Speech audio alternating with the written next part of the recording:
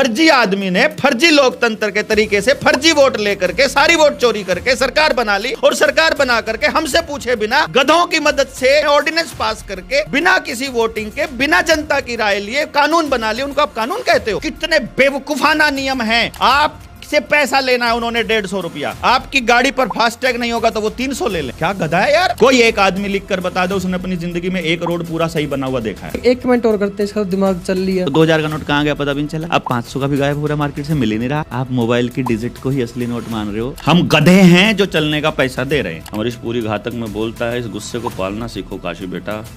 तो मैं इस गुस्से को पाल रहा हूँ। मोदी जी बिहार का चुनाव जीतने के लिए क्या क्या हथकंडे अपनाएंगे?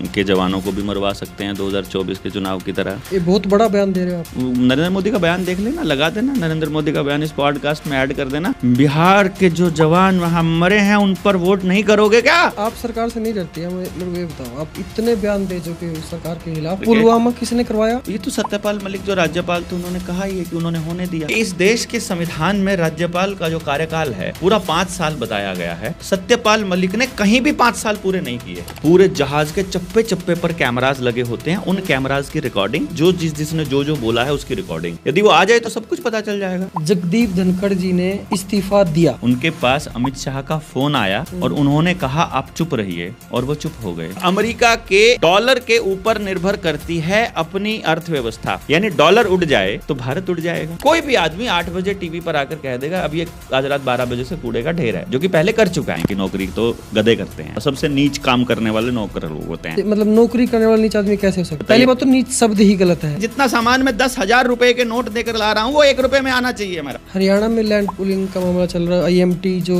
है उसको लाने के लिए शायद 55,000 हेक्टेयर भूमि चाहिए। पंजाब के अंदर ग्राम सभा ने मीटिंग करके प्रस्ताव पास करके और मुख्यमंत्री भगवंत मान को बैकफुट पे डाल दिया।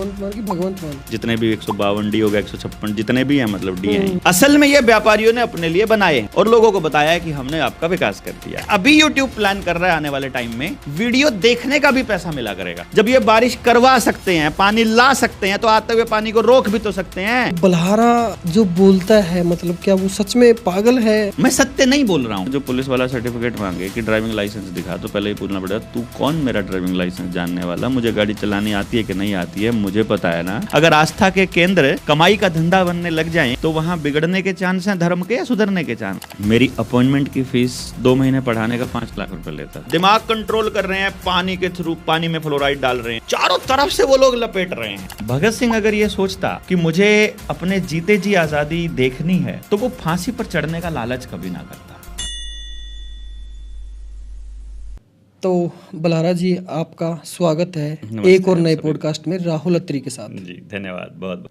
मुद्दे हमने चर्चा करी, हम किन मुद्दों पर बात करेंगे आज? बहुत सारे मुद्दे हैं। चर्चा तो मैंने नहीं करी थी, मैंने तो सिर्फ एक मैसेज लिख के भेजा था कि आजकल का ये मैसेज चला हुआ है, देखो कितना बड़ा गेम चला है और देश की जनता। फिर आपने रिसर्च करी होगी इसके ऊपर। जगदीप धनखड़ जी ने इस्तीफा दिया। नहीं, उनसे इस्तीफा लिया गया। उपराष्ट्रपति अब वो हो गई हैं जी। उपराष्ट्रपति का बिल्कुल मानसून सत्र से कुछ दिन पहले इस्तीफा देना, क्या वो कांड था? आपको लगता है इस्तीफा दिया गया है, दिलवाया गया है? क्योंकि उन्होंने एक केस के अंदर सुप्रीम कोर्ट के जज को शायद बदलने की मांग करी थी। बिल्कुल बिल्कुल। तो सत्तारूढ़ पार्टी को पसंद नहीं आई, ऐसा हो सकता है। पूरा मुद्दा आपके तरीके से समझाओ। देखो, मेरे तरीके से नहीं, आपको एक पक्ष दिखाया जाता है और मैं आपको एक दूसरा पहलू बता रहा हूँ। आपका तरीका इन द सेंस, आप उसके बारे में क्या सोचते हैं? हाँ, मतलब वही ना, मतलब आपको एक फेस दिखाया गया है। जैसे ये किताब का फ्रंट पेज आपने दुनिया को दिखाया, आपने इसका बैक पेज तो बिल्कुल नहीं दिखाया। और जब तक आप इसे पढ़ोगे नहीं और जब तक आप इसका कंटेंट नहीं देखोगे तब तक नहीं, अभी दिखाया आपने। लेकिन असल में ये किताब, इसका फ्रंट पेज वो किताब नहीं है, किताब इसके अंदर कंटेंट है। और जो लिखने वाला आदमी है वो बहुत सारी चीजें अभी इसमें लिख नहीं पाया है क्योंकि भाषा की अपनी सीमाएं हैं। ये मैंने एक किताब के माध्यम से आपको बताया कि कोई भी मुद्दा जब निकलता है वो नहीं होता है जो है, वो मुद्दा उससे आगे बहुत होता है, उससे बियॉन्ड बहुत होता है। तो मैं आपको जगदीप धनखड़ जी के केस में आपको बता देता हूं। पॉइंट नंबर 1, वो उपराष्ट्रपति हैं। उपराष्ट्रपति इस्तीफा दे रहा है। देने के बाद में होना क्या चाहिए था कि उसने इस्तीफा दिया, बाहर वो आजकल आए, वो गायब भी हो गए मैं हैं। वही कह रहा हूँ, बाहर वो आए, चर्चा नहीं जनता होती। के सवालों के जवाब दें। अब वो एक आम नागरिक हो गए हैं उपराष्ट्रपति से, और अब वो इस सत्ता से क्या उम्मीद करते हैं, नए उपराष्ट्रपति से क्या उम्मीद करते हैं, क्योंकि राज्यसभा का सभापति होता है वो, सिटिंग जो उपराष्ट्रपति होता है, और कुछ नेचुरल तरीके से होता है। तो अब वो देश में क्या बदलाव देख रहे हैं अपने इस्तीफे के बाद, और वो क्या नहीं कर पा रहे थे, क्या करना चाहते थे, वो दुनिया को बताएं। लेकिन होता क्या है, अचानक से इस्तीफा दे दिया और पता भी नहीं चला कि गायब कहाँ हो गए, और ऐसा लगा जैसे कि मतलब जैसे कि वो हैं ही नहीं इस धरती के ऊपर। कोई मीडिया में कवरेज नहीं, और इवन कर चर्चा भी नहीं किसी मीडिया के अंदर। और सत्ताधारी दल छोड़िए, विपक्ष भी इसके ऊपर कुछ नहीं बोल रहा है। विपक्ष ने भी बोलना तब चालू किया जब देश की जनता ने सवाल उठाना शुरू किया कि उनको कहीं मार तो नहीं दिया गया है पहले वालों की तरह, जो नरेंद्र मोदी के पहले वाले राजदार हैं। क्योंकि ऐसा नहीं हो सकता कि किसी ऐसे व्यक्ति को जो इनके एजेंडे से बाहर बात करे, उपराष्ट्रपति जैसे पद पर बिठा दिया जाए। अगर जगदीप धनखड़ को वहां बिठाया गया था तो ये तय था कि वो सत्ताधारी दल के फेवर के आदमी के रूप में जाने गए हों उनके बीच, और आरएसएस ने, बीजेपी ने ये सोचा हो कि वो हमारे लिए बहुत काम के आदमी हैं और हमारे लिए कुछ फेवर में कुछ डिसीजंस देंगे और वो काम कर देंगे, तो हो सकता है। और जैसा आपने कहा कि उपराष्ट्रपति का विश्वसनीय होना जनता के लिए कितना जरूरी है, और इस मुद्दे में ऐसा क्या हुआ कि विश्वास किसने खोया? जनता ने खोया, उपराष्ट्रपति ने खोया, पार्टी ने खोया, क्या था? मैं जितना अभी तक देख पा रहा हूं, जो मेरा अनुभव कहता है 2011 से बाद का, यानी कि मैं ये नहीं कह रहा हूं कि 14 के बाद ऐसा हुआ है। 2011 के बाद देश के अंदर चर्चाएं चलने लगी, जैसे निर्भया कांड का जिक्र होना, कॉमनवेल्थ का आना, और कोल घोटाले का सामने आना दुनिया के सामने, और फिर उसके ऊपर जनव्यापी आंदोलन होना, फिर उस भ्रष्टाचार से पीछा छुड़ाने के लिए एक और आंदोलन जैसे अन्ना जैसा लोकपाल का आंदोलन होना, फिर उससे केजरीवाल का सरकार बनाना, और देश के लोगों में एक नई उम्मीद जगना, और फिर उस उम्मीद का टूटना। मतलब मैं ये कह रहा हूं कि पिछली सरकार ने और इस सरकार ने, मौजूदा सरकार ने, दोनों सरकारों ने लोगों का भरोसा तोड़ा है। 2014 में लोगों को भरोसा आया था कि हम इतनी बड़ी सत्ता को हराकर हमने अपना पसंदीदा व्यक्ति बिठा दिया, लेकिन 2019 में वो भरोसा टूट गया। 2019 आते आते पूरे देश की उम्मीद टूटी कि नरेंद्र मोदी कुछ भी नहीं करेगा, उसके बस का कोई काम नहीं है, वो कुछ भी करना चाहता ही नहीं है, उसका उद्देश्य देश को बर्बाद करना है। ये 2019 के आम चुनाव से पहले तय हो गया, और उससे ठीक पहले चुनाव से उन्होंने पुलवामा करवाया, और उस पुलवामा का गेम खेल करके। पुलवामा किसने करवाया? ये तो सत्यपाल मलिक जो राज्यपाल थे उन्होंने कहा ही है कि उन्होंने होने दिया। सारी खबर इंटेलिजेंस के पास थी, बीएसएफ के पास, सीआरपीएफ के पास पहले से खबर थी, आर्मी इंटेलिजेंस के पास, कि वहां से अगर आप रोड से लेकर के जाओगे तो। सत्यपाल मलिक इस दुनिया में नहीं है। सत्यपाल मलिक ने तो बोल कर गए हैं, वो तो हर एक जगह पर। और सत्यपाल मलिक के साथ भी उन्होंने वही किया जो जगपाल, जो इस ये भी एक मुद्दा है क्योंकि उनको राष्ट्रीय सम्मान नहीं दिया गया। हालांकि वो 3 से 4 राज्यों के गवर्नर रहे हैं, 5 राज्यों के वो गवर्नर रहे हैं, लेकिन उनके गवर्नर काल की खासियत देखिए आपने। उनका राजकीय सम्मान उनका क्यों नहीं हुआ? देखिए ना, इसके पीछे आप क्या राजनीति मानते हो? क्योंकि वो बीजेपी पार्टी के अंदर होते हुए, सत्ता में होते हुए, नरेंद्र मोदी के बहुत, तब जाके उनको नरेंद्र मोदी के बहुत जबरदस्त समर्थक रहे हैं, और इतने जबरदस्त समर्थक रहे हैं कि इस देश के संविधान में राज्यपाल का जो कार्यकाल है पूरा 5 साल बताया गया है, और सत्यपाल मलिक ने कहीं भी 5 साल पूरे नहीं किए हैं। कहीं पर 6 महीने, कहीं पर 1.5 साल, कहीं पर 2 साल, कहीं पर 2.5 साल, और एक जगह पर तो मात्र 2 महीने। इसका मतलब ये है, इसका मतलब उनको किसी जगह पर ले जाया जाता था, उनके दस्तखत जहां चाहिए होते थे, कोई फाइल जहां पास करनी होती थी वहां वो पास करवाई जाती थी, और फिर दूसरे राज्य में जहां उनकी जरूरत है वहां भेजा जाता था। इसका मतलब एक योजना के तहत उनको राज्यपाल बनाया जाता था। और कमाल की बात यह है, वो राज्यपाल कहां कहां बने। उड़ीसा, नॉर्थ ईस्ट में एक बार बने, कहाँ बने थे शायद, ये आसाम में शायद बने, J&K, बिहार, मतलब कहाँ बने वो? झारखंड, यानी कहाँ बने?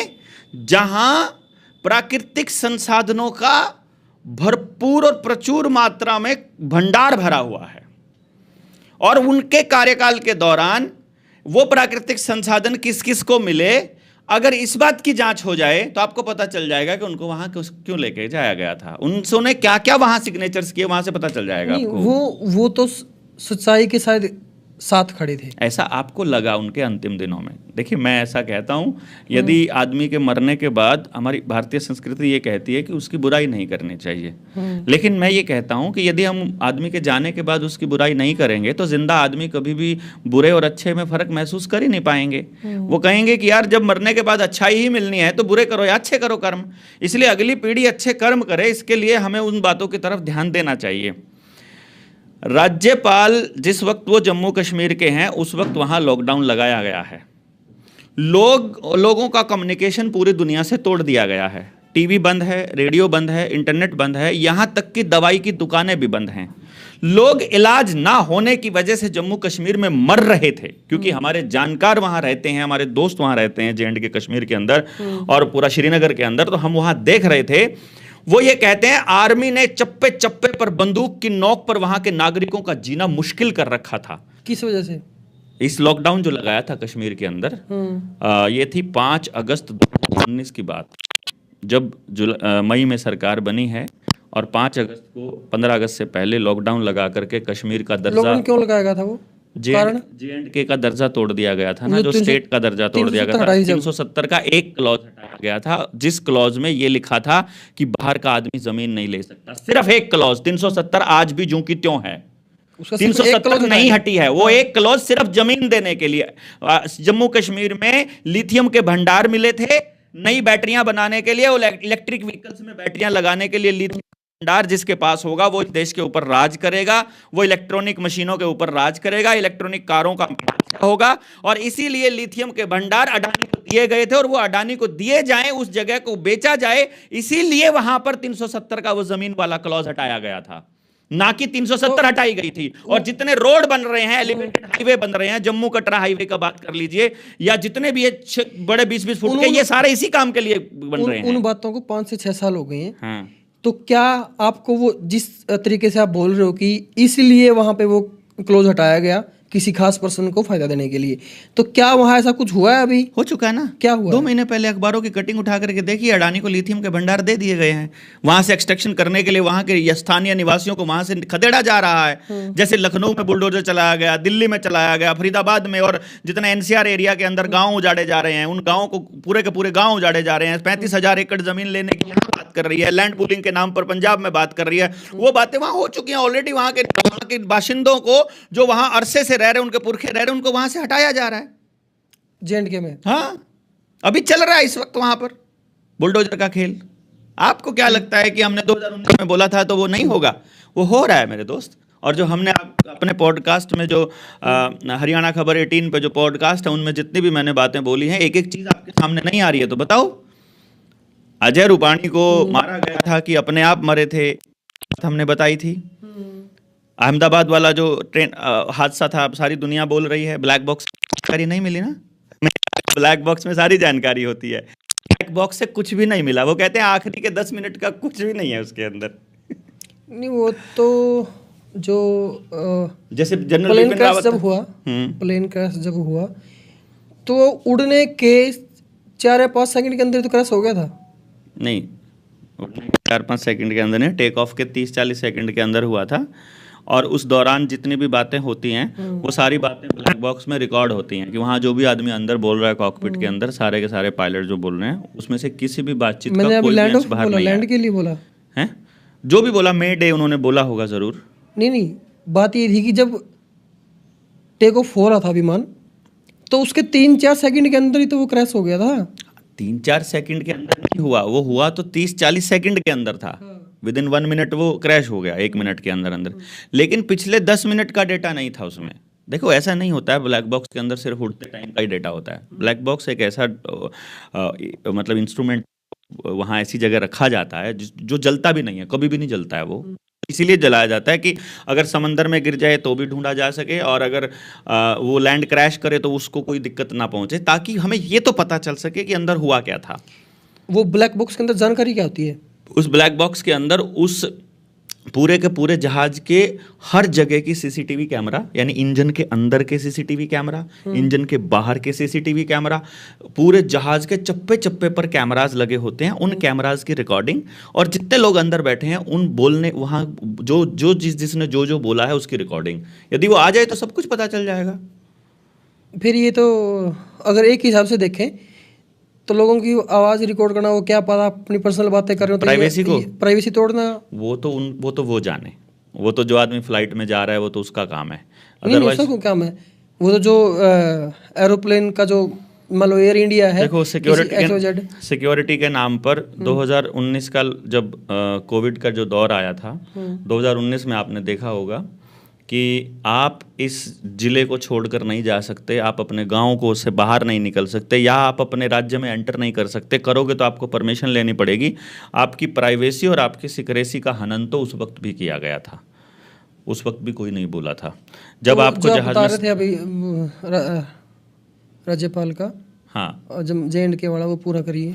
JNK में जो राज्यपाल थे सत्यपाल मलिक, उन्होंने राज्यपाल रहते हुए किसी भी चीज़ का खुलासा नहीं किया।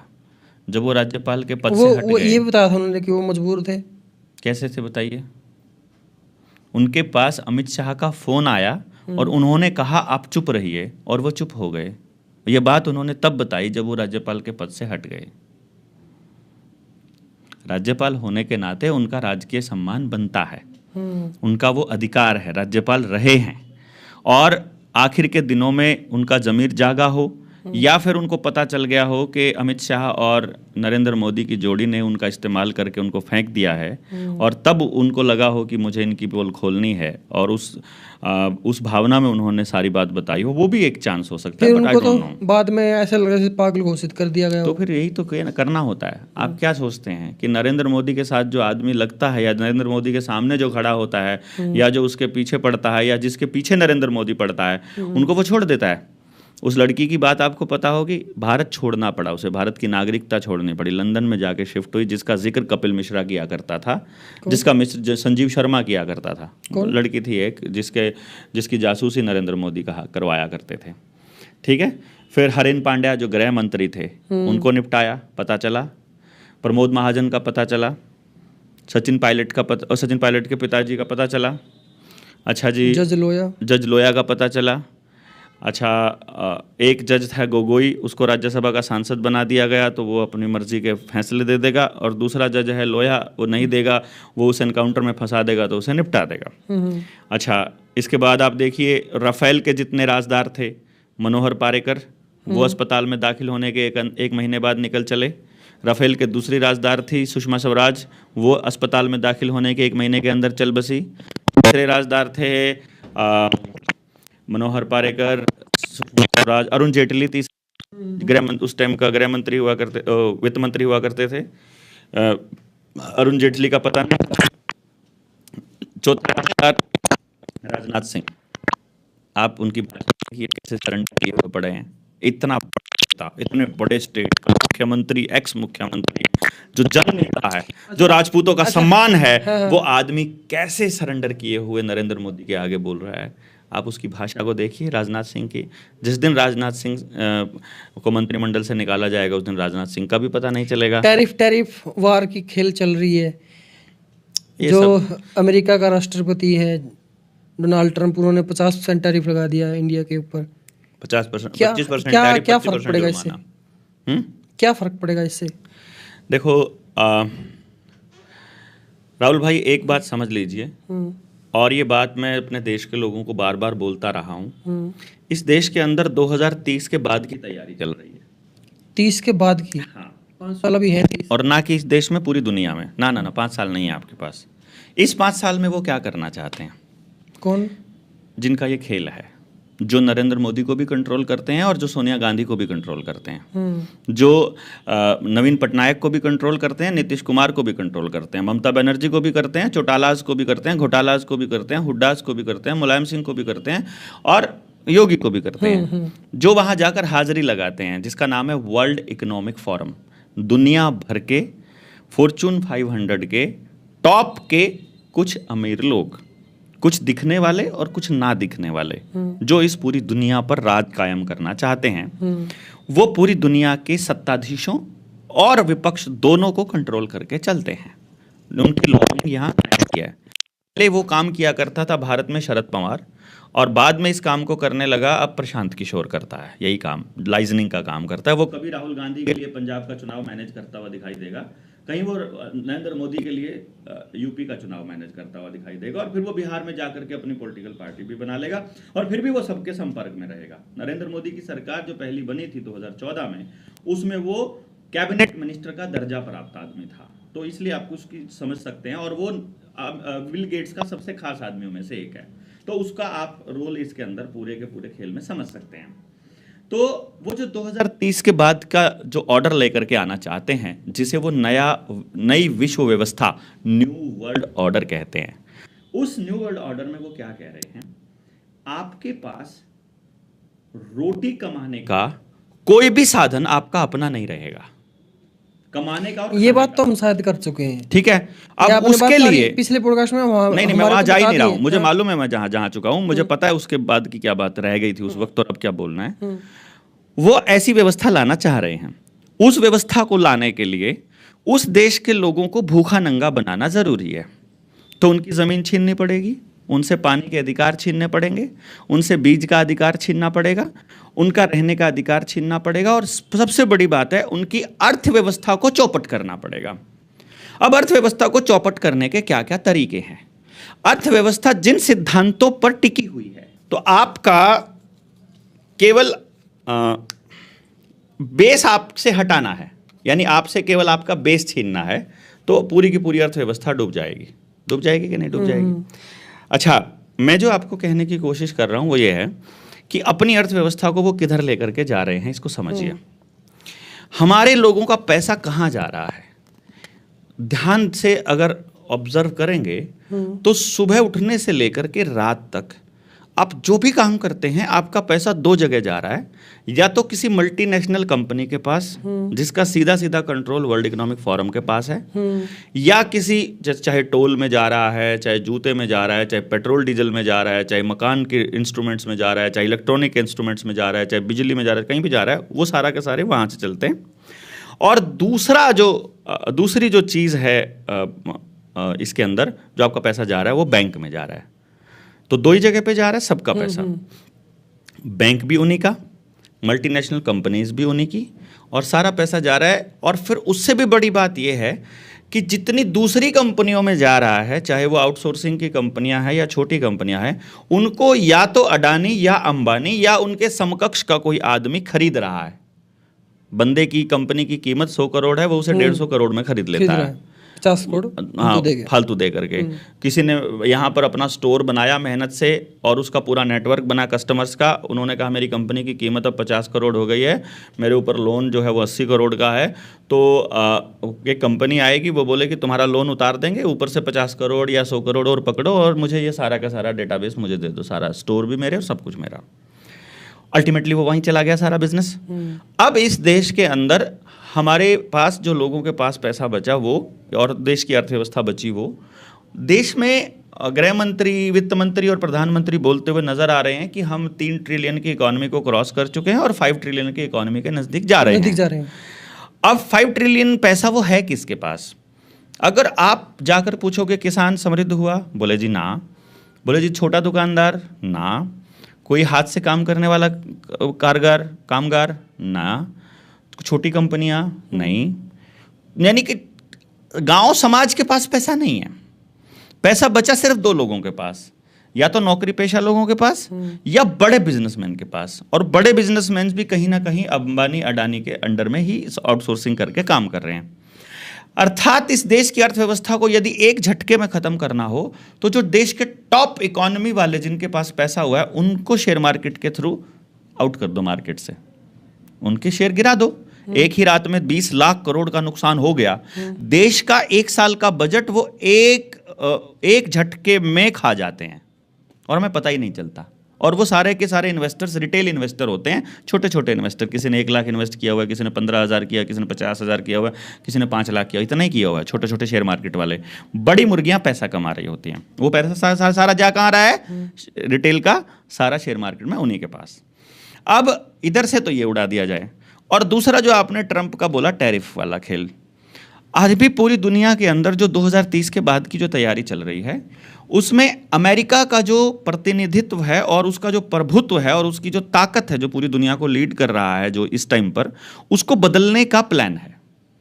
वो या तो रशिया को दिया जाना है या चाइना को दिया जाना है।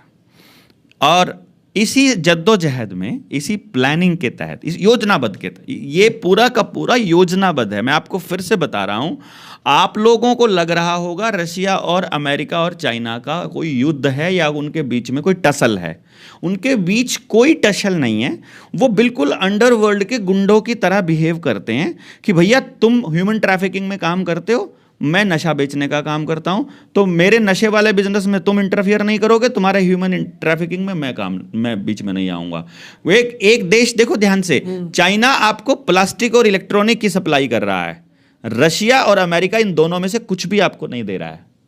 रशिया और अमेरिका बीच में नहीं घुसता है चाइना के, ठीक है। रशिया आपको हथियार दे रहा है, अमेरिका उसमें बीच में नहीं घुसता है। फ्रांस से ले लिया हमने, घुसता क्यों नहीं, वो तो नहीं घुसता ना वो भाई।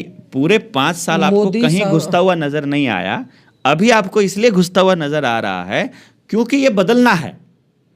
क्योंकि अमेरिका को जिसने ताकत दी है, जिन यहूदियों ने ताकत दी है, जो पूरी दुनिया को कंट्रोल कर रहे हैं, वही मालिक हैं रशिया के, और वही मालिक हैं चाइना के, और वही मालिक हैं भारत के। तो भारत का प्रधानमंत्री भी उन्हीं के हिसाब से अगर बना हुआ है तो उन्हीं के हिसाब से, स्क्रिप्ट के हिसाब से बोलेगा। तो ये टसल दिखाया जाता है। युद्ध अपने आप से कभी नहीं होते हैं, युद्ध करवाए जाते हैं। ये आपको एहसास कराया जाता है कि अभी उसने बयान दे दिया, अभी उसने बयान दे दिया, अब तनाव बढ़ गया, अब सेना तैयार हो गई, अब ये हो गया, अब ये हो गया। उनको अपने हथियार बेचने हैं, उनको अपनी ताकत को इधर से उधर शिफ्ट करना है। तो उसमें टशन दिखाया जाता है, जैसे 2 भाई आपस में दुनिया को दिखाने के लिए लड़ाई कर लें। जैसे कई बार ऐसा होता है, वो कह देते हैं तुम मुझे कागजों में ना घर से बेदखल कर दो, ताकि डॉक्यूमेंट में ऑफिशियली आपके ऊपर कोई कार्रवाई ना हो सके। तो ऐसा करके अब अमेरिका के डॉलर के ऊपर निर्भर करती है अपनी अर्थव्यवस्था। भारत का रुपया, वो कहते हैं, हमने कहा जब हमने आरबीआई से भी पूछा था रुपये के ऊपर कि तुम्हारा रुपया छपता किस बेसिस पर है, तो वो कहते हैं विदेशी मुद्रा भंडार के ऊपर है। विदेशी मुद्रा भंडार का पैमाना क्या है, बोले डॉलर है। यानी डॉलर उड़ जाए तो भारत उड़ जाएगा। अगर आपका बेस अगर डॉलर पर है, भी उड़ जाएंगे, सारे सब उड़ जाएगा, टोटल पूरी अर्थव्यवस्था उड़ेगी, ठीक है। अब डॉलर को यदि उड़ाना है तो दूसरे देशों को अपनी कोई ना कोई करेंसी जो है प्रोजेक्ट करनी होगी, और फिर ये बताना होगा कि वो करेंसी डॉलर के मुकाबले ताकतवर बनकर उभर रही है। तो अगले जो न्यूज़ चैनल्स होंगे, अगली जो खबरें होंगी, वो किसी और करेंसी के ताकतवर होने की खबरें होंगी, जिसमें दुनिया का भरोसा डॉलर से ऑटोमेटिक, इट्स ऑल भरोसा। आप बैंक के पास पैसा जमा कराने जाते हो, देखो ना आप उसके चपड़ासी को जानते, ना आप मैनेजर को जानते, ना आप उसके मालिक को जानते, ना आप उसके कैशियर को जानते, आप किसी को नहीं जानते, और आप अनजान आदमी के पास पैसा दे आते हो। देखो कमाल की बात। कारण क्या है इसका? कारण भरोसा, इट्स ऑल ट्रस्ट। और आप इस रुपये को रुपया मानते हो, this is also all trust.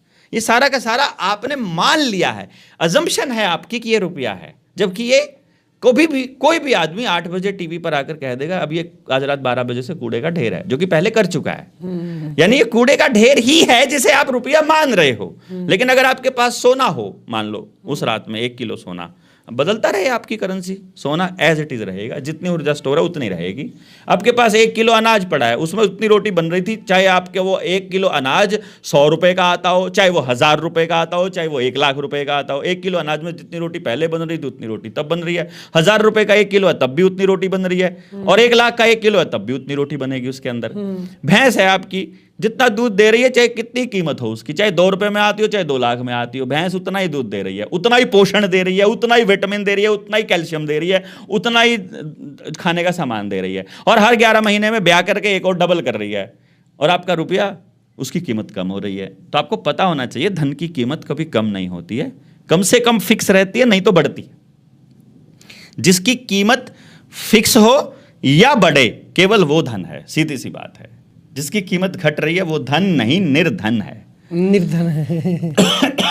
तो वो कागज के ढेर हो जाएंगे। तो इसीलिए क्या है अब कि वो कागज के ढेर हो जाए अगर डॉलर, तो आपकी अर्थव्यवस्था भी ढेर हो जाएगी, और अर्थव्यवस्था ढेर हो जाएगी तो आपके पास कुछ बचेगा नहीं, और आपके पास कुछ बचेगा नहीं तो आपको सरेंडर करना पड़ेगा। जब आप सरेंडर कर देंगे, वही तो वो चाहते हैं कि सरेंडर हो जाए, वही तो चाहते हैं ना, आप पूरी तरह से उनके ऊपर निर्भर और पूरी तरह से उनके कंट्रोल में, यही वो चाहते हैं। तो आपका भोजन भी उनके कंट्रोल में हो, आपका पानी भी उनके कंट्रोल में हो, और आपका बोलना भी, आपका चलना भी, आपका आवागमन भी, बस और क्या चाहते हैं वो, यही चाह रहे हैं। तो इसी का एक अंग है टैरिफ को बढ़ाना, घटाना, बयान देना, बकवास करना। ये सब ट्रंप जो बोल रहा है, मोदी जो बोल रहा है, रशिया जो बोल रहा है, चाइना से जो खबरें आती हैं, ये सब प्लानिंग और स्क्रिप्ट के हिसाब से है, जिसको लिख करके ऊपर से वर्ल्ड इकोनॉमिक फोरम दे रहा है।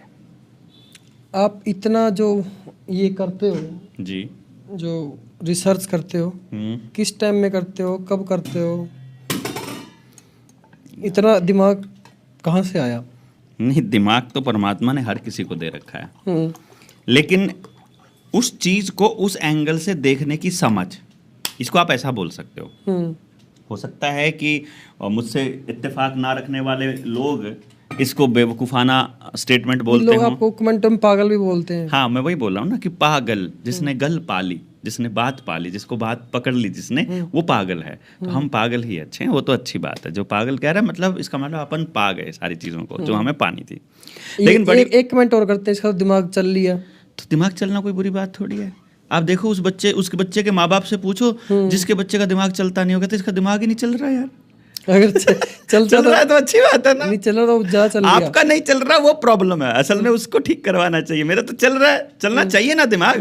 दिमाग ना चलने का मतलब है दिमाग जाम हो जाना। और आप जो parenting coach, as a parenting coach, लोगों के बच्चों का दिमाग चलाते भी हो, जिनका नहीं चला हुआ। हाँ, जिनका नहीं चला हुआ उस पर काम भी करते हैं। तो जो बात आपने कही कि ये रिसर्च वाला जो पॉइंट है, मेरी बातें किसको समझ में आएंगी, आप ध्यान देना। मैं आपको बड़ी क्लासिक बात बता रहा हूँ, आज जो भी लोग सुन रहे हैं मैं उनके लिए भी बता रहा हूँ। मेरे फेसबुक पे या आप अपनी वीडियो पे या अपने यूट्यूब पे कहीं पर भी अगर हमारे खिलाफ कोई कमेंट आता है, उसकी पहचान क्या होगी? वो या तो नौकरी करने वाला कोई ऐसा आदमी होगा जिनको हम लोग दुत्कारते हैं कि नौकरी तो गधे करते हैं, जो निकम्मे आदमी करते हैं। नौकर तो वो होते हैं जिनके पल्ले कुछ नहीं होता। सबसे नीच काम करने वाले नौकर लोग होते हैं, क्योंकि उनका अपनी अकल नहीं होती, अपना दिमाग नहीं होता। बेचारे को जो मालिक कह दे उसके हिसाब से चलना पड़ता है। भाई नौकरी करने वाले नीच आदमी होते हैं, सबसे नीच। ये तो एक रील का पॉइंट बन गया, ध्यान रखना। मैं कह रहा हूँ सबसे नीच आदमी नौकर होता है ना भाई। ऐसा क्यों? देखो, आपके बयान से मैं सहमत नहीं हूँ। बताइए कैसे? नौकर नीच कैसे, मतलब नौकरी करने वाला नीच आदमी कैसे हो सकता है? आप एक बताइए। पहली बात तो नीच शब्द ही गलत है। हाँ, तो आप, मैं उसके स्तर सबसे नीचे लेकर के जा रहा हूं। नौकरी करते हैं, जो लोग नौकरी करते हैं, वो नौकरी करके ही अपना परिवार पाल रहे हैं। ठीक है ना? जरूरी नहीं है कि हर कोई आदमी अपना दिमाग चला के बिजनेसमैन बने। मैं आपको एक जरूरी नहीं कि हर कोई आदमी बड़ा बिजनेसमैन, छोटा बिजनेसमैन बने। आपका ये कथन से मैं सहमत नहीं हूँ, आप मेरी इस बात का जवाब दे दो। इसके लिए जो आदमी मेरे से सहमत नहीं है, उनको इस बात पे जाना पड़ेगा कि आदमी का जन्म क्यों हुआ है। देखो, आप उस नौकरी को, उस नौकर को सहयोगी भी तो बोल सकते हो। हमारे पुराने समाज की जब हम बात करते हैं, जो गांव का सबसे गरीब आदमी है और एक जमींदार के पास बहुत सारी भैंस हैं और बहुत सारी ज़मीन है, तो वो गांव के कुछ ऐसे व्यक्तियों से बात करता है कि यार तू मेरा पाड़ी लाग जा या तू मेरा साजी लाग जा।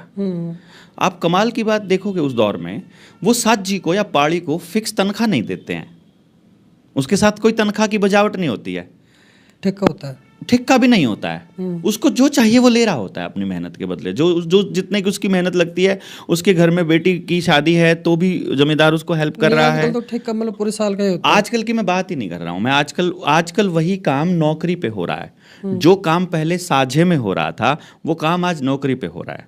मैं कह रहा हूं आपको अपने बच्चों का पालन पोषण करने के लिए काम करना पड़ता है, ये अच्छी बात है। अपने बच्चों का पालन पोषण करने के लिए काम करना चाहिए, लेकिन अपना जमीर मारकर काम करना चाहिए, ये गलत है। हमारा काम है ऊपर उठना, मानवता के लिए काम करना, समाज के लिए काम करना, पर्यावरण के लिए काम करना, परमात्मा और प्रकृति के नजदीक जाना, ये अपना काम है। नौकर आदमी जब आकर के नौकरी फिक्स करता है कि तुम्हें इतने बजे से इतने बजे तक रहना है, तुम्हें ये काम करना है और तुम्हें इसके बदले में ये तनख्वाह मिलेगी, फिक्स हो गया।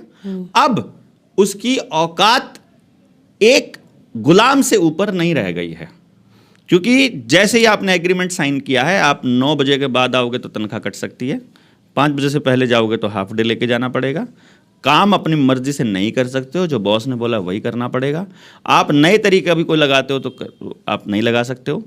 इसका सबसे बढ़िया एग्जाम्पल जो आज की जनरेशन ने देखा वो कोरोना के दौरान देखा। मेरे जैसा आदमी सड़क पर खड़ा होकर ये कह रहा है, भाई तुमने 10वीं क्लास में पढ़ा नहीं है क्या कि ऑक्सीजन शरीर के लिए बढ़िया होती है और कार्बन डाइऑक्साइड नुकसानदायक होती है, और मुंह के ऊपर कपड़ा बांध लेंगे तो हमारी खुद की कार्बन डाइऑक्साइड हमारे मुंह के अंदर जाएगी तो हम बीमार पड़ेंगे, तुम्हें समझ नहीं आ रहा है क्या? तो सामने पुलिस वाला आदमी हमको कह रहा है हम कुछ नहीं कर सकते, हम तो नौकर हैं। वो जो आंगनबाड़ी वर्कर, आशा वर्कर, डॉक्टर आपको इंजेक्शन लगाने आ रही है, मैं उसे डॉक्टर कमलप्रीत सिंह की किताब द वैक्सीन क्राइम रिपोर्ट दिखा रहा हूं, मैं बता रहा हूं इस वैक्सीन, इस कॉपी के 22 नंबर पेज के ऊपर क्या क्या लिखा है कि इस वैक्सीन में क्या क्या केमिकल्स हैं और उन केमिकल का आपके बॉडी के ऊपर क्या असर होना है, आपके बच्चों के ऊपर क्या असर होना है।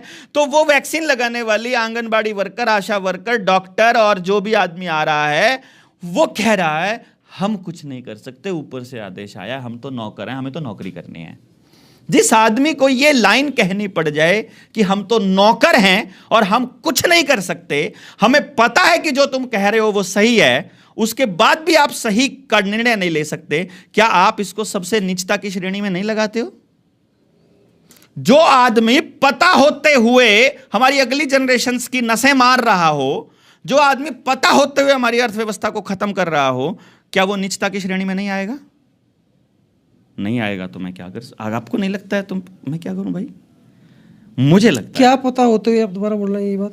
मैं कह रहा हूं आपको मालूम है कि वो व्यक्ति जो कर रहा है उससे आपके बच्चों को क्या नुकसान हो रहा है। जैसे मान लो इस देश में जितने डॉक्टर्स हैं, मेरी बात यदि उन डॉक्टर्स तक जाए, वो डॉक्टर कमलप्रीत सिंह की एक किताब है द वैक्सीन क्राइम रिपोर्ट, वो पढ़ लें, समझ गया, हाँ। उस पढ़ लिया, उसमें लिखा हुआ है कि ये इसके अंदर केमिकल्स हैं इस वैक्सीन में, और इन केमिकल से ये असर होता है शरीर में। क्या मैं भरोसा कैसे करूं उस किताब के ऊपर? उसको अंदर डालो ना, उसको डिनाई करो ना। WHO की रिसर्च, उसने बकायदा उस किताब के अंदर ये लिखा है कि ये जो मैं लिख रहा हूं ये लांसेट जर्नल में लिखा है, लंदन का सबसे बड़ा मेडिकल जर्नल। उसने फिर लिखा है ये वाली बात मैं WHO की रिपोर्ट से लिख रहा हूं, ये वाली बात मैं इस वाली कंपनी ने अपने जो फैक्ट शीट है उसमें लिखा, मैं वहां से लिख रहा हूं, ये वाली बात मैं कंपनी ने जो मैन्युफैक्चरर है उसकी बात लिख रहा हूं, उसने अपनी नहीं लिखी है। जैसे अपनी रुपया मूल्य का मापक और शोषण का साधन किताब है, उसमें RBI ने अपने हाथ से लिख करके हमको दे दिया, वित्त मंत्रालय ने, कि हमारे पास लीगल मनी का कोई डॉक्यूमेंट नहीं है, तो ये साबित हो रहा है कि हमारा रुपया इलीगल है।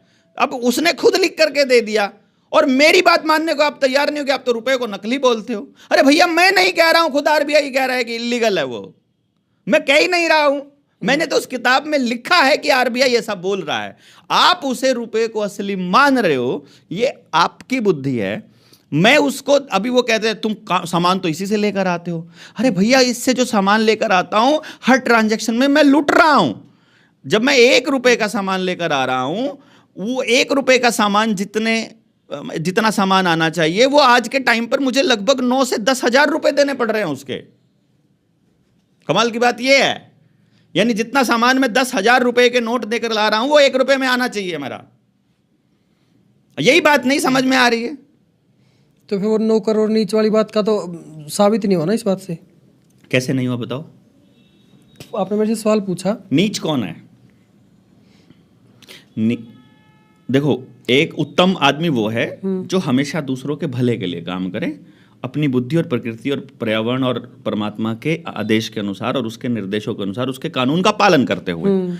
जो जितना परमात्मा से दूर होता जाएगा, जो जितना सच्चाई से दूर होता जाएगा, जो अपनी अंतरात्मा की आवाज सुनना बंद कर देगा, वो उतना ही नीचे आता चला जाएगा।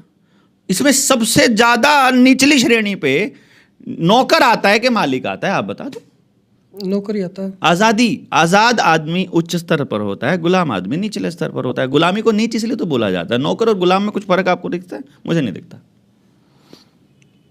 और भारत की जनसंख्या में लगभग 90% लोग नौकरी करते हैं। नहीं, मात्र 6% करते हैं।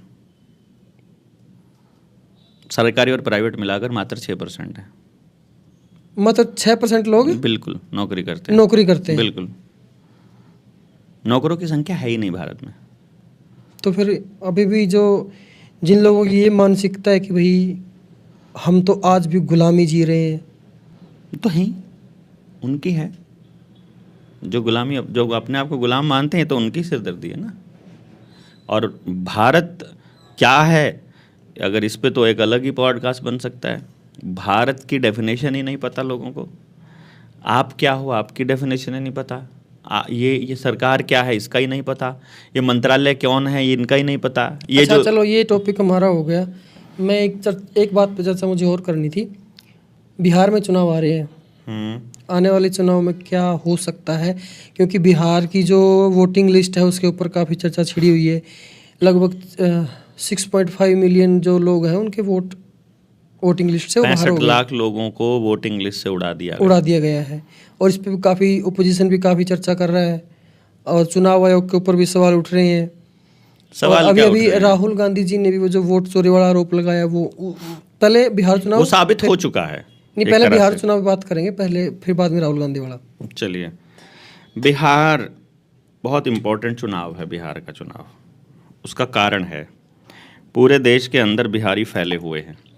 बिहार में जिसकी सरकार होगी, पूरे के पूरे देश में हर राज्य में बिहारी उसी पार्टी से जुड़ने की कोशिश करेंगे और फिर वहीं पर मतलब अपनी अपनी सरकार बनाएंगे।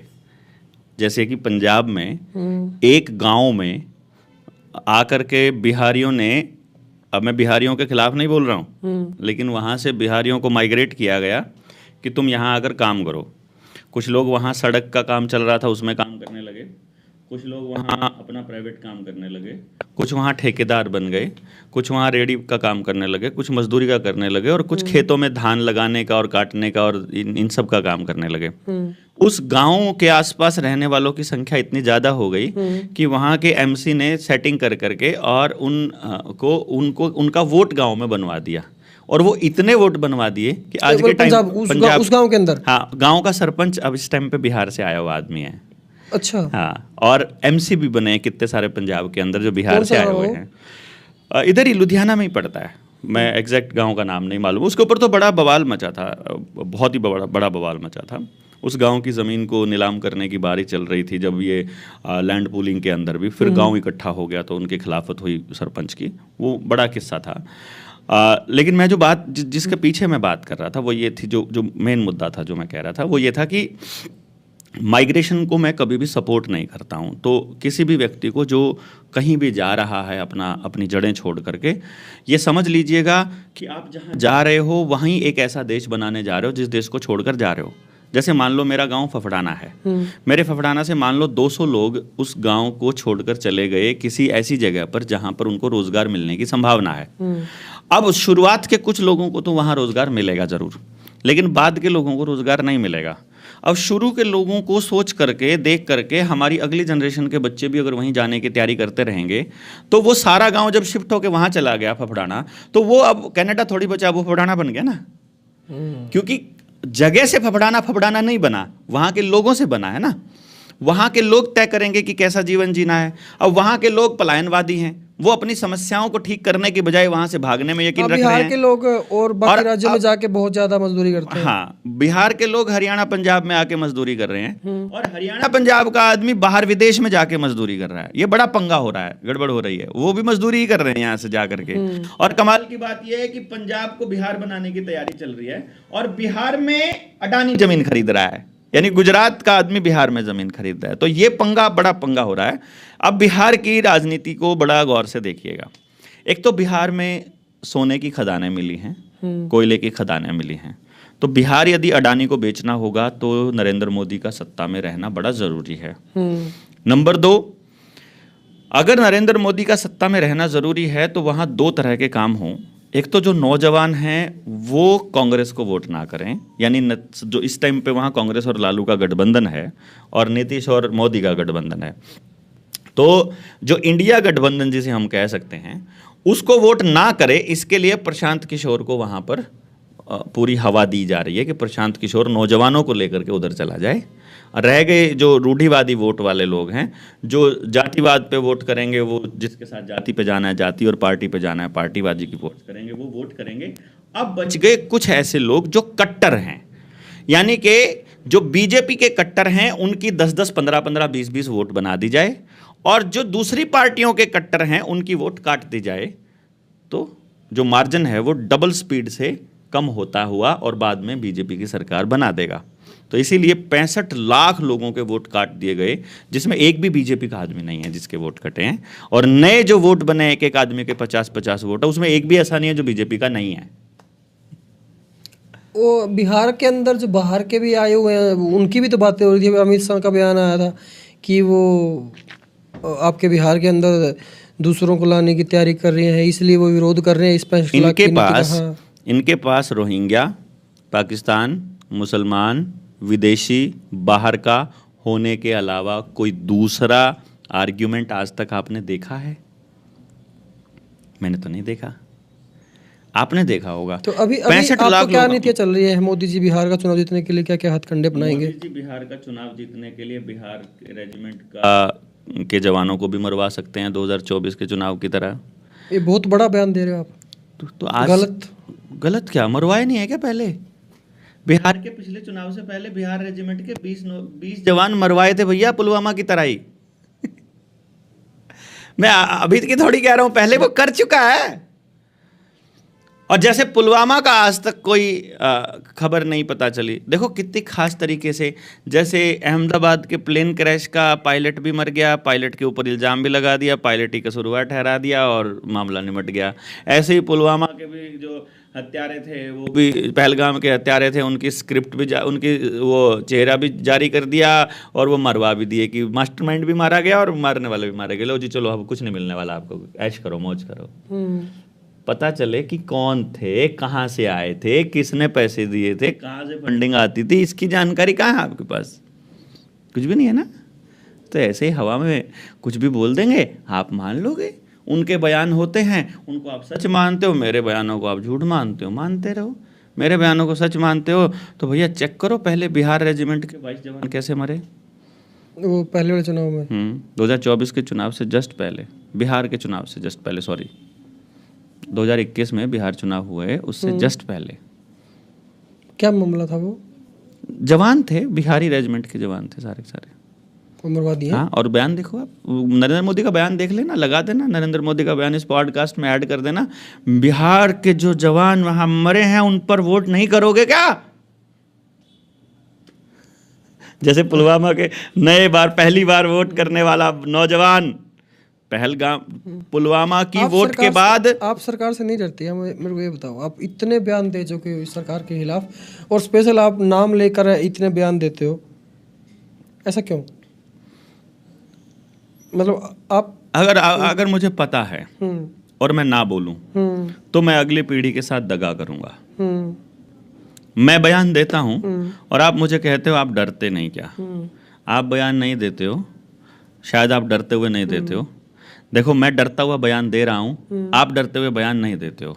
और कमाल की बात यह है, हम दोनों ने ही एक दिन मरना है, कन्फर्म है। आपके वाले परिवार में शायद मरने का रिवाज नहीं होगा, मेरे वाले परिवार में है। मेरे दादाजी भी मरे, उनके पिताजी भी मरे, उनके पिताजी भी मरे, तो हमारे यहाँ मरने का रिवाज है। कॉमन चीज है। तो जो आदमी यहाँ परमानेंट भोगने वाला हो वो तो डरे मरने से। अपन मरने से तो कम से कम नहीं डरते हैं। हाँ, मुझे डर लगता है परमात्मा से। मुझे डर लगता है इस बात से कि मुझे एक बात का पता था और मैंने उसे नहीं बताया, तो मेरी अगली जनरेशन मुझे क्या कहेगी कि मेरे जो बाप दादा थे वो कितने बुज़दिल थे कि वो देख रहे थे कि हमारी अगली जनरेशन्स गुलाम हो रही हैं और वो कुछ भी नहीं बोले और कुछ भी नहीं किया। कम से कम ये कलंक लेकर के ना जाएं हम अपनी अर्थी पर, इतना तो कम से कम कर ही सकते हैं। हरियाणा में लैंड पूलिंग का मामला चल रहा है। IMT जो है उसको लाने के लिए शायद 55,000 हेक्टेयर भूमि चाहिए। पुराने वाली तो ITI खत्म कर दी, वहाँ तो एडमिशन नहीं होता। पुराने वाले JBT के सारे संस्थान खत्म कर दिए, पुराने सारे सरकारी कॉलेज खत्म कर दिए, सरकारी संस्थाएं जितनी पहली बनाई वो तो खत्म कर दी और नई बनाने चले हैं। IMT क्या होता है? IMT वो इंडस्ट्रियल एरिया स्थापित करना, किसको देना है उसमें लाभ? अभी तक आपके करनाल में अगर इंडस्ट्रियल एरिया है, आपके पानीपत में इंडस्ट्रियल एरिया है, वहाँ सबसे ज़्यादा पैसा कौन कमा रहा है? एक बार देख लो। वहाँ जिन्होंने अपनी ज़मीनें दी थी उनका क्या हाल हुआ वो देख लो।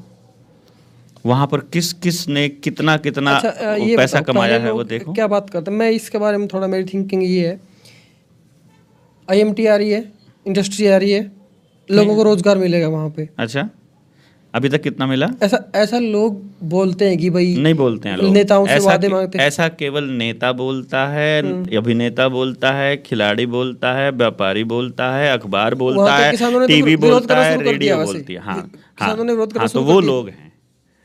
लोगों को अब पता चला है, हम 5 साल से भौंक रहे थे, अब लोगों को समझ में आना लगा है। ग्राम सभा की ताकत अब आजमाने लगे हैं। पंजाब के अंदर ग्राम सभा ने मीटिंग करके प्रस्ताव पास करके और मुख्यमंत्री भगवंत मान को बैकफुट पे डाल दिया। भगवंत मान की भगवंत मान, आप भगवंत बोल लो, हमारा भ गायब हो जाता है। अच्छा, तो फिर इधर जो जींद के पास और जो इधर कैथल के आसपास का जो 152 डी के साथ लगते हुए IMT स्थापित करने की जो मांग हो रही है, जो आया है कि भाई इतनी ज़मीन चाहिए, अगर वो ज़मीन मिल जाएगी तो क्या होगा, अगर नहीं मिलेगी तो क्या होगा?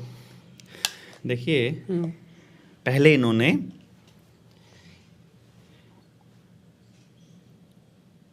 साइलोज बनाए, अनाज के गोदाम। अब बाजार में मिलने वाला खाने का हर आइटम, ब्रेड, बिस्किट, नमकीन, पोहा, जोहा, आपका ये पास्ता, नाश्ता, डिनर पिनर जो मिलता है वो सब इसी अनाज के चगर्दे घूमता है? इसी के चारों तरफ घूम रहा है ना, सब कुछ यहीं से बनता है। और इन्हीं के चारों तरफ ये एलिवेटेड हाईवेज बना दिए गए हैं, जितने भी 152 डी होगा, 156 जितने भी हैं, मतलब डी हैं, जितने भी ये एलिवेटेड है 20-20 फुट ऊंचे, ये सारे इन्हीं के चारों तरफ बनाए गए हैं। और नई वंदे भारत ट्रेन की जो ट्रैक है, जो नया एलिवेटेड ट्रैक है, वो भी इनके बीचों बीच से गुजरता है। आपको पता नहीं है शायद, ये वो इनके बीचों बीच से गुजरता है, यानी वहां से लोडिंग और अनलोडिंग होने का काम वहां से होता है। असल में ये व्यापारियों ने अपने लिए बनाए हैं और लोगों को बताया है कि हमने आपका विकास कर दिया। आपको तो सिर्फ वहां टोल देने के लिए रखा गया है, आपकी कमाई से तो केवल उनकी कीमत पूरी होनी है, आपके लिए उन्होंने नहीं बनाया है। तो अभी क्या हो गया कि अनाज उनका हो गया, सड़कें उनकी हो गई, ट्रांसपोर्ट उनका हो गया, और प्रोसेसिंग यूनिट बनानी है अब उनको केवल, क्योंकि जब आपको गांव से उजाड़ेंगे ना और आपके पास खाने के लिए नहीं होगा, तो ड्रोन से आपके घर में सिर्फ उतना अनाज देना है रोज का, डेली का, जितना आपको उस दिन जिंदा रखने के लिए काफी हो। क्योंकि अगले दिन आपने पॉडकास्ट में फिर देवेंद्र को बुला लिया तो अगले दिन अनाज नहीं मिलेगा फिर आपको। उस लेवल पे लेके आने वाले हैं ये आपको। कहां राजी हो रहे हो, खुश हो रहे हो? अभी यूट्यूब के ऊपर अभी तो गेम कितना चल रहा है आपको पता नहीं है। देखो देखो कमाल की बात क्या है, कंपनी ऐड दे रही है यूट्यूब को कि तुम पैसे दे रही है यूट्यूब को कि तुम वीडियोस के अंदर हमारी ऐड दिखाओ। कंपनी से पैसा ले रहा है यूट्यूब, फिर वो आपसे पैसा ले रहा है, अगर तुमने ऐड ना देखनी हो तो पैसे दो। ना देखने वाला प्रीमियम आपको लेना पड़ेगा, तो पैसे दो, ठीक है ना। और जो वीडियो बना रहा है उसको पैसे दे रहा है अभी फिलहाल के लिए, और कंडीशन रख रहा है कि इस टाइप की वीडियो नहीं होनी चाहिए, और एल्गोरिदम इस टाइप चला, इस टाइप की वीडियो चलाओगे तो खूब चलेगा, इस टाइप की वीडियो चलाओगे तो बिल्कुल नहीं चलेगा आपका चैनल, और स्ट्राइक भी लगा देंगे। और उससे भी कमाल की बात यह है कि अभी यूट्यूब प्लान कर रहा है आने वाले टाइम में वीडियो देखने का भी पैसा मिला करेगा। अच्छा, देखने का मिला। हाँ, जैसे आपका पॉडकास्ट आपने लगा दिया, अब आप पॉडकास्ट के एंड में 20 सवाल डाल दोगे और बदल बदल के, यानी कि आप 200 सवाल डाल दोगे, उनमें से कोई भी 20 सवाल पूछे जाएंगे, और यदि देखने वाले ने 20 के 20 सवालों का जवाब सही दिया तो उसको फिर $0.50 $1 ऐसा मिल जाया करेगा। तो आपकी एक एक बात को पूरा गौर से सुनना पड़ेगा, और फिर ऐसे चैनलों के ऊपर ज्यादा पैसे मिलेंगे जिस प्रोपेगेंडा को वो बढ़ाना चाहते हैं, ठीक है। तो इसका अर्थ ये हो गया जो मैं आपको कहने की कोशिश कर रहा था कि ये जो IMT बनेगी, ये जो इंडस्ट्रियल एरिया बनाने का प्लान चल रहा है, कहाँ पे? जहाँ पे भी चल रहा है, जींद जहां पे भी चल रहा है, मैं तो ये कह रहा हूं जहां पे भी चल रहा है, असल में फूड प्रोसेसिंग की यूनिट्स और उससे जुड़े हुए कारोबार वहां पर बढ़ाने हैं, ताकि जब आपके गांव में भोजन उगने की स्थितियां खत्म हो जाएं, जो कि होने वाली हैं। नकली बीज आपको मिल रहा है, अंडरग्राउंड पानी आपका नीचे इतना जा चुका है कि बिना बिजली आपको पानी ही नहीं मिलने वाला है, और आपके पास डंगर अपने नहीं है, जंगल अपना नहीं है, जोहड़ अपना नहीं है, बारिश ये होने नहीं देंगे। इनके हाथ में भाई साहब, कृत्रिम बारिश दिल्ली में करवाने की बात अब तो हो गई ना बात। हमको बेवकूफ कहते थे 5 साल पहले, मैं कहता था इनके हाथ में है, जहां चाहे बारिश करा सकते हैं, जहां चाहे रोक सकते हैं। जब ये बारिश करवा सकते हैं, पानी ला सकते हैं, तो आते हुए पानी को रोक भी तो सकते हैं। समझ नहीं आ रहा यार, मतलब ये वहां पर सूखा लाया जा सकता है, भूखमरी लाई जा सकती है, आप बाढ़ लाई जा सकती है, फसलें खराब की जा सकती हैं, आपको भूखा नंगा बनाया जा सकता है। उसके बाद की तैयारी के लिए आईएमटी बन रहा है, कहीं राजी हो रहे हो? उसके बाद जब आप भूखे नंगे भिखारी हो जाओगे, तब आपको श्रीलंका जैसे हालात पैदा करेंगे। श्रीलंका में मालूम है क्या रेट मिला था चावल, दूध बहुत ज्यादा हाई रेट थे। 1200 रुपए का एक पैकेट दूध का मिलता था, 1000 रुपए का ब्रेड का पैकेट मिलता था। महिलाओं ने अपनी बालियां तक दे दी, और बालियां जब पूरी नहीं पड़ी तो अपनी इज्जत तक देकर अपने बच्चों को जिंदा रखने की कोशिश की, कि मेरे साथ कुछ भी कर लो, मेरे बच्चे को जिंदा रख लो, इसको भोजन दे दो, मैं भूखी मरती रहूँगी, कोई दिक्कत नहीं है। इतना हाल हो गया। वेनेजुएला में जब क्राइसिस आया था, बहुत ज़्यादा दूर की बात थोड़ी ना, वेनेजुएला इकोनॉमिक क्राइसिस के बारे में सर्च करके देखो, 10 लाख रुपए का एक नोट बनाया वेनेजुएला ने, 10 लाख रुपए का नोट छापा, और 10 लाख रुपए में मात्र 1 किलो चावल मिलता था। वो तो एक बेवकूफ़ी थी, नोट छापना इतना बड़ा बेवकूफ़ी थी। कोई बात नहीं, आपके साथ भी हो रहा है, आपके साथ भी हो रहा है, आपका नोट भी गायब हो रहा है ना, 500 का नोट गायब, 200 2000 का नोट कहाँ गया पता भी नहीं चला। अब 500 का भी गायब हो रहा है, मार्केट से मिल ही नहीं रहा, छोटे भी नहीं मिल रहे, आप मोबाइल की डिजिट को ही असली नोट मान रहे हो, और मैं इसे बेवकूफ़ी कह रहा हूँ। अभी आपने जब छप रहा था तब आपने नहीं बताया उनको कि भाई ये बेवकूफ़ी है, ये हमारे पास इन्फॉर्मेशन तो छापने वाले राज कर रहे हैं वो बेवकूफ़ हैं, या आप बताने वाले बेवकूफ़ हैं?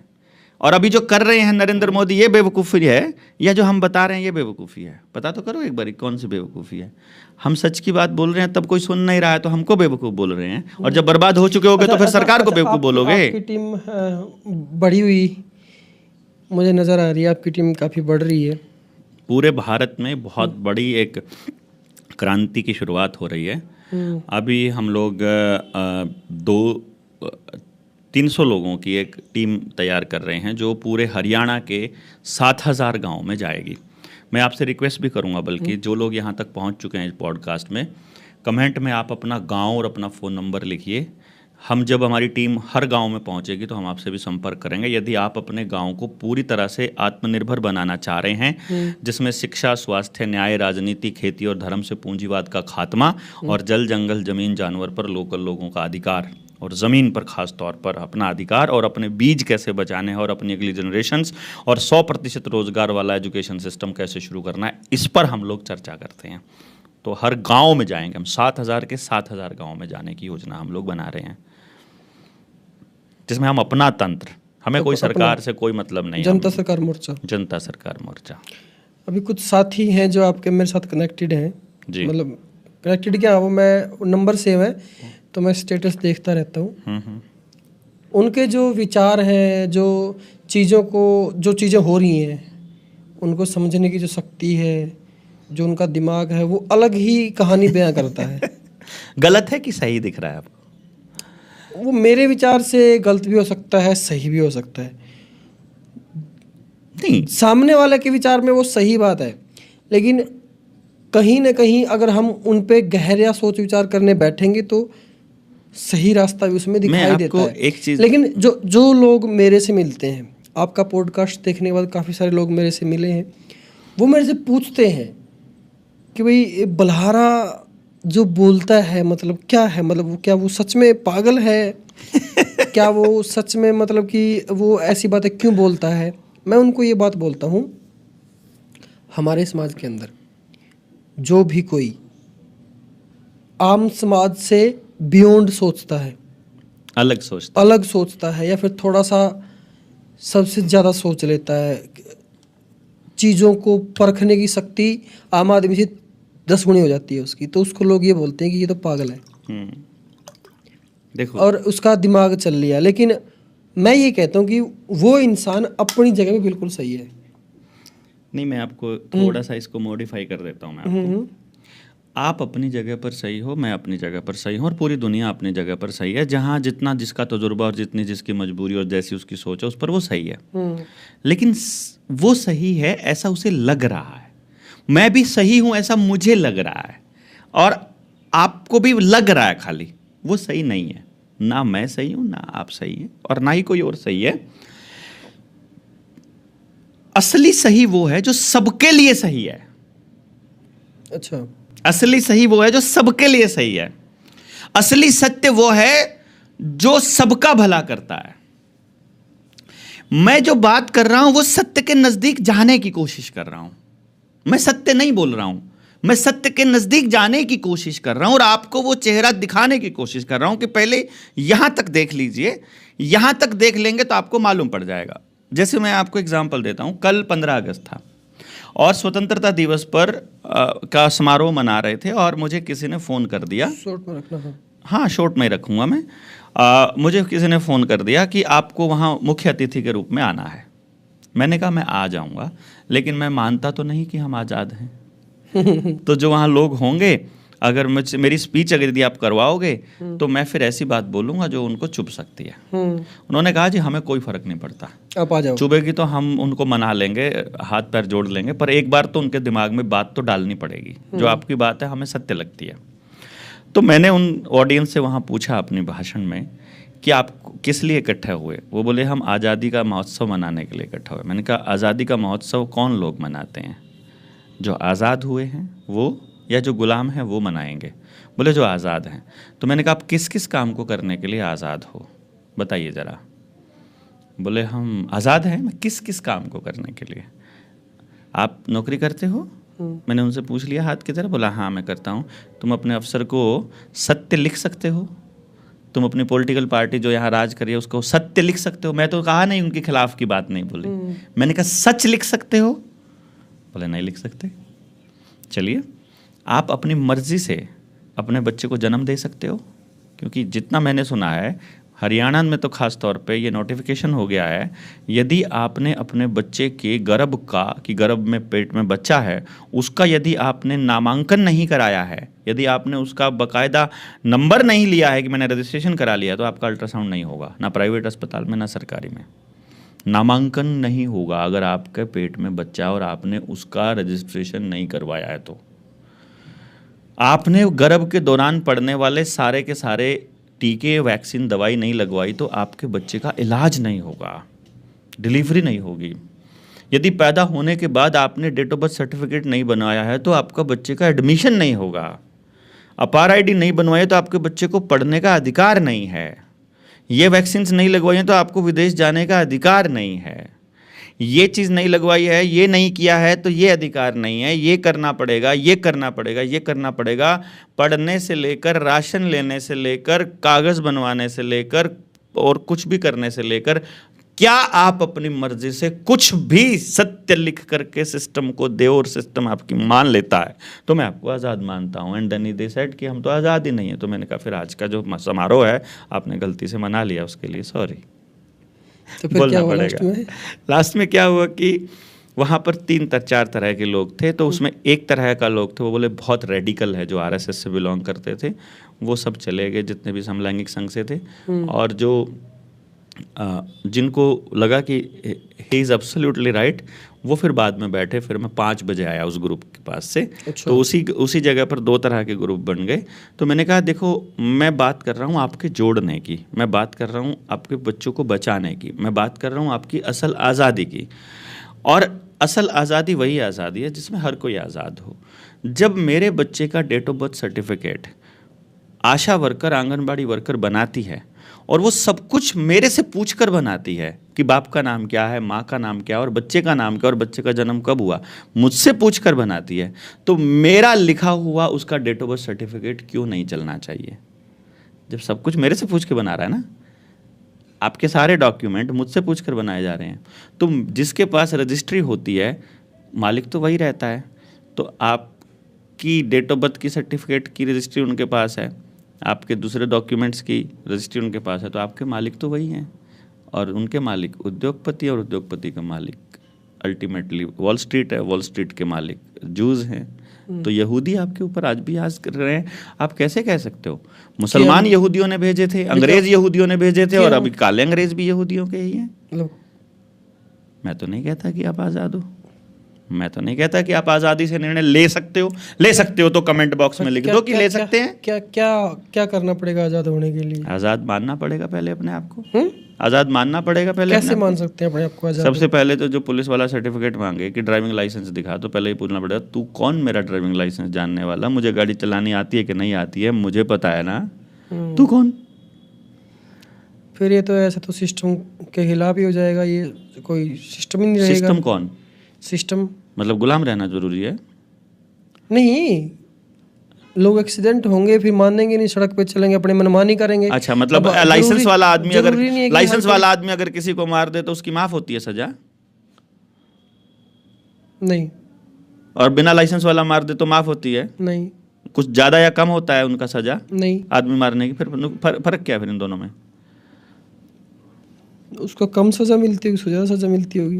अच्छा, मतलब ये वो तय करेंगे लाइसेंस वाले को मारने के लिए कम सजा मिलेगी?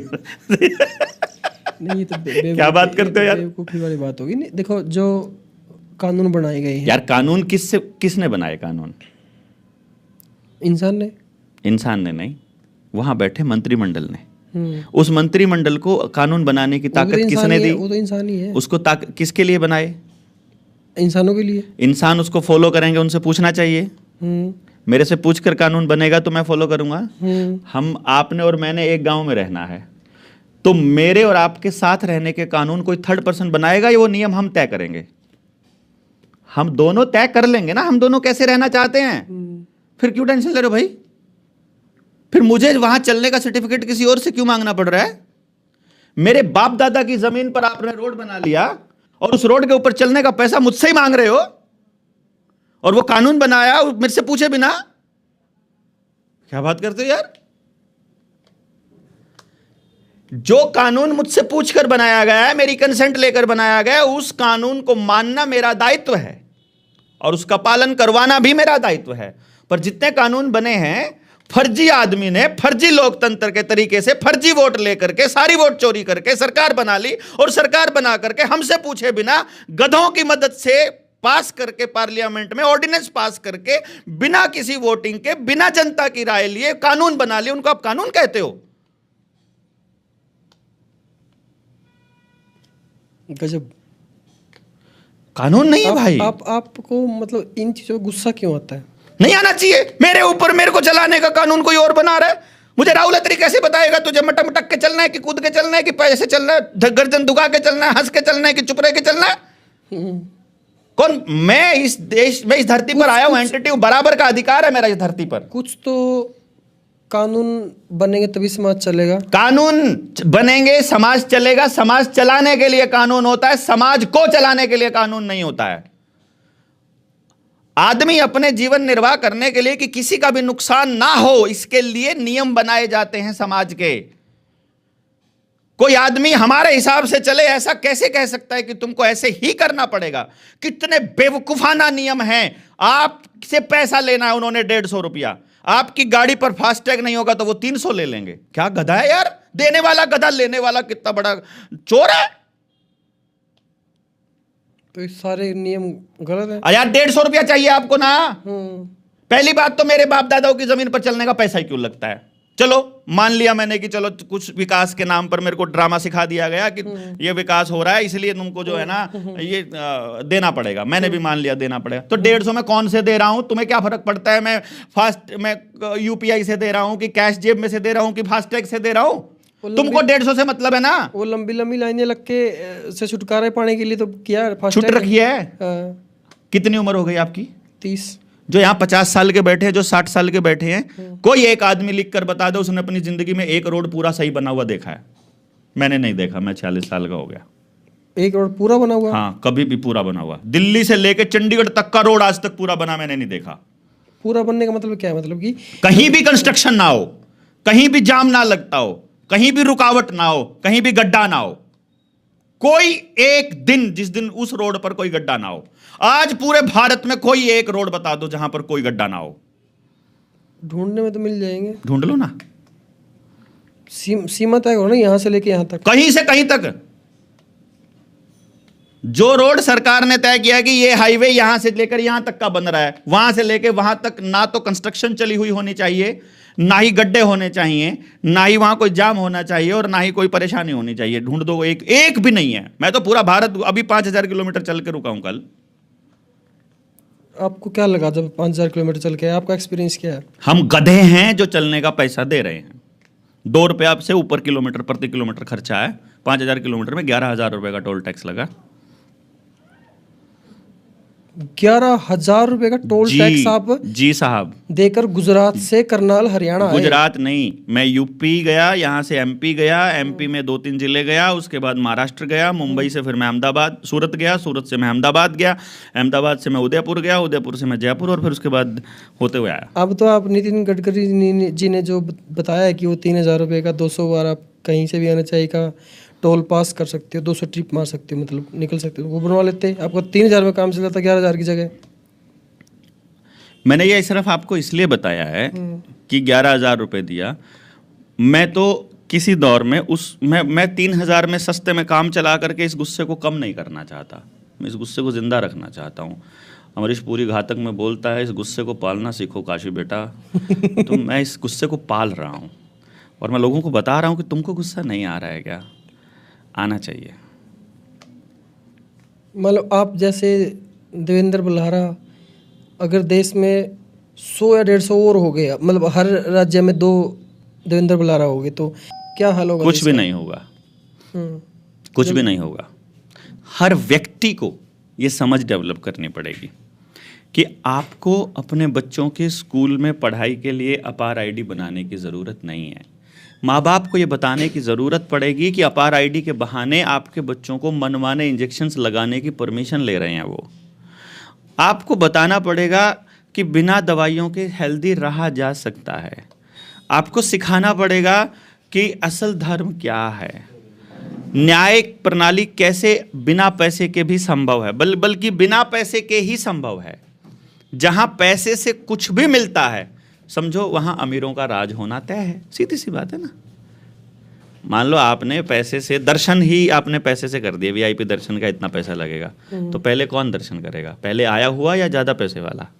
ज़्यादा पैसे वाला। बस फिर आपने तय कर दिया इलाज जो है वो पैसे में होगा, तो बीमार हैं 2 आदमी, और तो इलाज उसका होगा जो पहले बीमार हुआ, या जो जिसका पहले एक्सीडेंट हुआ, या जिसके पास ज़्यादा पैसे होंगे उसका होगा, जिसके पास ज़्यादा पैसे हैं। ठीक है ना। शिक्षा ज़्यादा पैसे वाले बच्चा ज़्यादा बढ़िया स्कूल में ले पाएगा, या पहले ही पैदा हुआ बच्चा ले पाएगा? ओबियसली जिसके पास ज़्यादा पैसा है। चलिए, पुलिस वाले को मैनेज पैसे वाला कर सकता है कि बिना पैसे वाला? किसको? पुलिस को? हाँ, पैसे वाला कर सकता है। और वकील को, बढ़िया वकील कौन कर सकता है? न्याय की उम्मीद वाला आदमी, गरीब आदमी, या पैसे वाला? पैसे वाला। जज को भी खरीदा जा सकता है पैसे से। कुछ दिनों पहले जज के पास भी पैसे मिले थे। मैं तो ऐसा बोल नहीं सकता। मैं तो बोल सकता हूँ ना, मैं भी पूछ ही रहा हूँ। बाकी बता दो आप, जज को मैनेज किया जा सकता है तो ठीक है। राजनीति अगर पैसे पे आधारित होगी तो वोट पैसे वाला ज्यादा ले सकता है या ईमानदार बोलने वाला ले सकता है? आज के समय को देखते तो पैसे वाला ही है। मैं तो कह रहा हूँ, अगर वोट राजनीति में पैसा चलेगा, दारू चलेगी और ये सब चलेगा, और इलेक्शन कमीशन को मैनेज करना और पुलिस वालों को पैसे देना, वहाँ पैसा चलेगा, तो पैसे वाला जीतेगा। पैसे वाला जीतेगा तो पॉलिसी गरीब के लिए बनाएगा कि पैसे वाले के लिए बनाएगा? बनते सबके लिए है। और अगर धर्म के धंधे में अगर जो मंदिर के अंदर पैसा सर्वोपरि होने लग जाए, तो जैसे वाराणसी के अंदर, काशी के अंदर, इलाहाबाद के अंदर, और उन्होंने गंगा के ऊपर याच चला दिए, वहाँ रंडी खाने भी खोल दिए हैं, होटल खोल दिए हैं। अगर आस्था के केंद्र कमाई का धंधा बनने लग जाएं, तो वहाँ बिगड़ने के चांस हैं धर्म के या सुधरने के चांस हैं? ये तो बात को आप डाइवर्ट करके जा रहे हो ज़्यादा। यार मैं तो पूछ रहा हूँ आपसे, आप ही बता दो यार। डाइवर्ट मैं तो कह रहा हूँ, शिक्षा, स्वास्थ्य, न्याय, राजनीति, खेती और धर्म, अगर ये पैसे पर आधारित हो जाएगी तो आपकी पूरी व्यवस्था चौपट होकर के अमीरों के हाथों में चली जाएगी। और मैंने कहा 10, 12, 50 देवेंद्र बलारा से ये समाज नहीं सुधरने वाला। मैं कह रहा हूं हर घर को ये बात समझनी पड़ेगी जो देवेंद्र बलारा बोल रहा है, हर घर को समझनी पड़ेगी, मैं ये बात बोल रहा हूं। तो उस हर घर तक पहुंचाने के लिए आप क्या कर रहे हो? हर घर तक पहुंचाने के लिए 300 की टीम तैयार हो रही है। 7,000 गांव है, एक जने के हिस्से में मात्र 20 या 30 गांव आएंगे। 30 दिन में, 40 दिन में वो हर गांव तक पहुंच जाएंगे। गांव तक पहुंचने का मकसद है उस गांव में हमारी विचारधारा वाले, हमारी सोच वाले, कि जहां सत्य की लड़ाई लड़ी जाए, जहां बीमार आदमी को उसकी बीमारी देखकर इलाज हो, ना कि उसकी जेब देखकर। वहां काबिल आदमी को उसका टैलेंट देखकर शिक्षा दी जाए, ना कि उसकी जेब देखकर। जहां न्याय के हिसाब से हो, ना कि जेब देखकर। जिस तरह से जो मैंने बोला है कि जल, जंगल, जमीन, जानवर पर लोकल लोगों का अधिकार, शिक्षा, स्वास्थ्य, न्याय, राजनीति, खेती और धर्म से पूंजीवाद का खात्मा, अपने गांव की व्यवस्था अपने हाथ में, और बिना पैसे के सारी व्यवस्था कैसे चलाए, बिना जहर की खेती कैसे की जाए, अपने समाज को कैसे बचाया जाए। जो लोग इस पर काम करना चाहते हैं उन लोगों का आह्वान करने के लिए अपनी टीम हर गांव में जाएगी, हर गांव में जाएगी। और हमारा टारगेट हर घर को यह समझ देना है, समझ देना। उसके बाद जो उनको ठीक लगे वो कर लो ना। कैपेबल ही नहीं है यार, उन तक कोई बात ही नहीं पहुंचाने वाला आदमी है। हम जैसा आदमी थोड़ा सा भौंकता है, थोड़ा सा चलता है, कोई भी आ जाता है, तुम इतने लोग तुम्हारे साथ जुड़ गए हैं, तुम टिकट ले लो, तुम इतने सारे लोग जुड़ गए, तुम चुनाव लड़ दो, तुम चुनाव लड़ के बदल लो। कैसे बदल लो यार? रावण की व्यवस्था में राम भी राज करेगा तो रावण के हिसाब से करेगा। कितने एमएलए, कितने एमपी आपने बना लिए, अपनी जात के बना लिए, अपने गोत्र के बना लिए। आपने भी बना लिया अपनी जात का, मैंने भी बना लिया अपनी जात का। असंध का कुछ हुआ क्या? ना आपकी जात वाला आपका कुछ कर पाया, ना मेरी जात वाला कुछ कर पाया। सब जा करके वहां बैठ करके उनको कहो कि जाके भैया जी, विधायक जी ऐसा काम करना है, सांसद जी ऐसा काम करना है, क्या कहेगा वो? अभी वाला एमएलए ने क्या बोला था? असंध के विकास की जिम्मेदारी मेरी, ऐसा बोला था ना, एक नारा दिया था। कर लिया क्या विकास उसने? बने हुए हो गया ना 1 साल तो कुर्सी को डाला, दिखता भी नहीं भाई साहब, दिखता भी नहीं। वो तो एमएलए तो असंध वाला एमएलए तो आजकल तो और कहीं का नहीं दिखता। मैं तो ये कह रहा हूँ कि भैया जी, जब उनके बस का है ही नहीं है, जब आप उनके पास जाओगे ना, वो कहेंगे सिस्टम से चलना पड़ेगा। सिस्टम किसका? आपका बनाया हुआ है क्या? भैया पैसे वाले का सिस्टम बनाया हुआ है, आपकी जानकारी के बिना बनाया हुआ है। आपसे पूछे बिना कानून बना देते हैं और आप उनको मान लेते हो। ये तो ऐसा लगता है जैसे हमारे पूर्वजों ने बनाया हुआ एक वो है कि जिसकी लाठी उसकी भैंस। वो कर रहे हैं ना ऐसा? नहीं, ये तो बनाया हुआ है ना हमारे पूर्वजों का। नहीं, ये सत्य नहीं है। ऐसा हो रहा है, ये होना नहीं चाहिए। जो सत्य की जीत होनी चाहिए, जो सही है वो होना चाहिए। और सही जब होने लगता है तो उसमें इस बात का ख्याल रखा जाता है कि गांव में गरीब से गरीब, अनपढ़ से अनपढ़, अनजान से अनजान आदमी के साथ भी धोखा ना हो, उसका भी शोषण ना हो। हमको वो व्यवस्था बनानी है जहां हर किसी को जीने का बराबर अधिकार मिले। वो गरीब है तब भी इज्जत उसको उतनी ही मिले जितने पैसे वाले को मिल रही है। वो अनपढ़ है तो भी इज्जत उसको इतनी ही मिले जितने किसी बढ़िया पढ़े लिखे पीएचडी वाले को मिल रही है। वो चाहे कुछ करता हो चाहे ना करता हो, लेकिन इस धरती पर रहने का उसका बराबर का अधिकार है। कम से कम उसका शोषण ना हो। एक आखिरी सवाल है, ये ऐसी बातें करने वाले बहुत आए, बहुत चले गए। सिर्फ बातें करने से कुछ नहीं होता। मैं भी कहता हूँ नहीं होता, नहीं होता बातें करने से कुछ भी। मैं सहमत हूँ आपसे। फिर इसका इलाज क्या है? हमने भी तो बातें ही करी हैं बैठ के, दुनिया भी तो बातें ही करती है। अगर आपको ये मालूम है कि बातें करने से कुछ नहीं होता, बैठ के बातें ही करते हैं। देखो, मैं ये कह रहा हूँ, अगर आपको ये पता है कि बातें करने से कुछ नहीं होता, फिर आपको ये भी पता होगा क्या करने से होता है। नहीं, जरूरी नहीं कि सबको ये पता हो कि क्या करने से। जिसको ये पता है कि ये काम सही नहीं है जो मैं कर रहा हूँ, तो उसको ये भी पता होगा सही क्या है। जो सही है उसे करना चाहिए। वैसे आप सफल हुए हो इस काम में अपने में? कितना सफल हुए आप? क्या लगता है कि मैं कितना सफल हुआ हूँ इसको काम करने में? मैं रिजल्ट के लिए चला ही नहीं था। मैं चला ही नहीं था। मैं जिस टाइम पे चला था, मैं जो काम करता था, जब मैं चला, मेरी अपॉइंटमेंट की वेटिंग 2 साल की थी। फीस 2 महीने पढ़ाने का 5 लाख रुपए लेता था और 1.25 लाख रुपए थी उन दिनों मेरी फीस। और मैं जब चला तो मेरी पत्नी मुझे ये कह रही थी कि कौन सुनेगा तुम्हारी बात। मैंने कहा कि मैं ये उनको सुनाने के लिए नहीं कर रहा हूँ। मुझे एक चीज़ का पता लग गया। पता लग के मैं क्या करूँ इसका, तुम ही बताओ। मुझे ये मालूम पड़ गया आपके साथ छल हो रहा है। मैं आपको बताऊं तो सही कि आपके साथ छल हो रहा है। ना मानो, मैं अगले वाले को बताऊंगा तुम्हारे साथ छल हो रहा है, फिर मैं अगले वाले को बताऊंगा। कभी समझ में आएगा? नहीं आएगा। मुझे मालूम था, मैं बता सकता था, मैंने बता दिया। जब आपको समझ में आ गया, आप बोलोगे अब क्या करें, तो मैं आपको अगला समाधान बताऊंगा। अब ये दीवार गिराने के लिए 3 आदमियों की जरूरत है और हम 2 जने लगे रहे, नहीं गिरेगी भाई। जब तीसरा नहीं आएगा, जब तक नहीं होगा भाई। तो मेरे अभी बोलने का ही काम है, तो मैं बोल रहा हूं, और जितना मैं बोल रहा हूं उतने लोग सुन रहे हैं। हमारे पास जनता सरकार मोर्चा के पास मिस्ड कॉल का मेरा जो नंबर है 9518170000, उस पर 1200 आदमियों की लिमिट है कि उस पर कोई मैसेज करता है तो ऑटो मैसेज उसके पास ज़्यादा है। हमारे पास डेली 1200 की लिमिट पूरी हो जाती है। डेली हर रोज 1000 आदमी से ज़्यादा हमसे जुड़ना चाह रहा है। तो इट्स अ सक्सेस। कौन संगठन है आज किसके पास जुड़ना चाह रहा है? अकेला संगठन है 4.5 साल में घर से 1 रुपया खर्च किए बिना इतना बड़ा आंदोलन खड़ा कर दिया, और किसी से पैसा लिए बिना। देश में जनता ने अपना पैसा दिया। इस देश में बड़े बड़े संगठन खड़े हुए हैं अपनी मजबूती से, लेकिन उनको खरीद लिया गया है। हाँ, इसलिए हमने संगठन बनाया ही नहीं। कोई प्रधान ही नहीं है जनता सरकार मोर्चा में, कोई प्रधान नहीं, कोई पद नहीं है, कोई कैशियर नहीं, कोई पद नहीं, कोई जोड़ता नहीं, कोई तोड़ता नहीं, कोई निकालता नहीं, कुछ नहीं करता।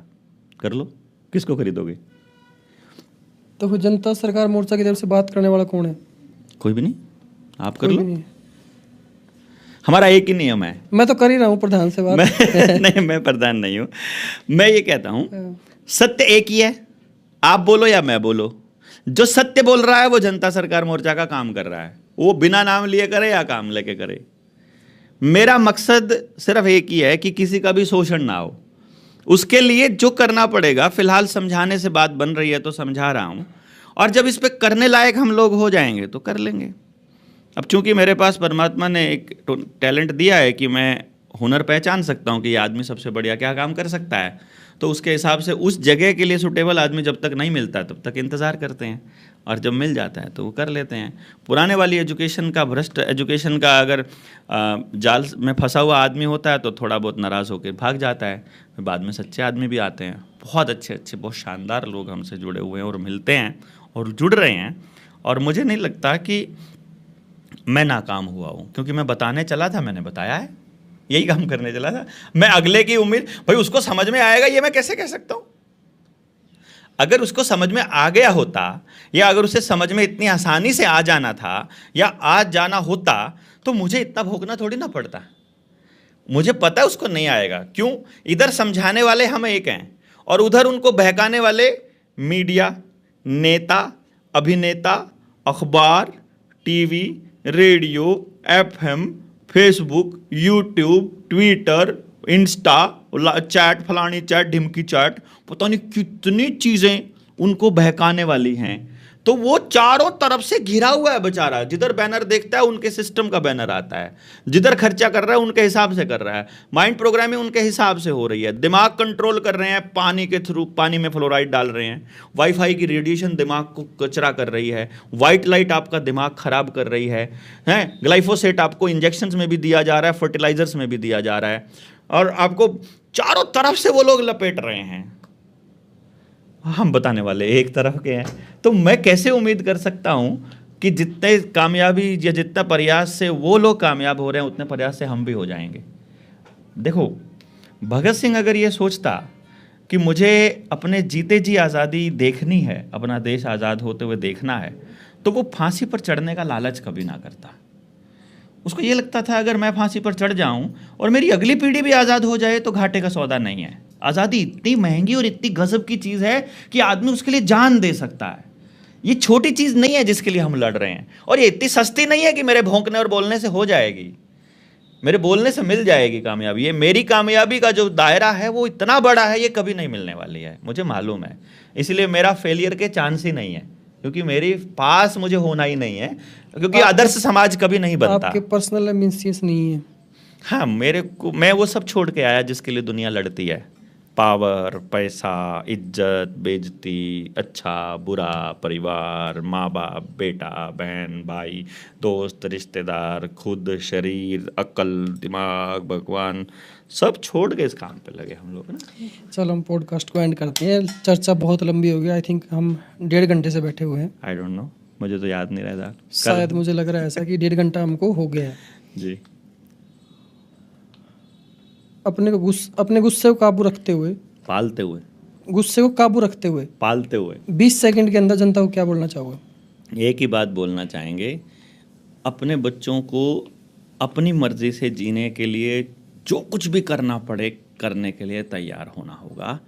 वरना अगर आपके बच्चे अपने स्कूल टीचर्स के हिसाब से काम करेंगे और सरकारों के हिसाब से काम करेंगे तो हमारी अगली पीढ़ियां गुलाम होने के लिए अभिशप्त हैं।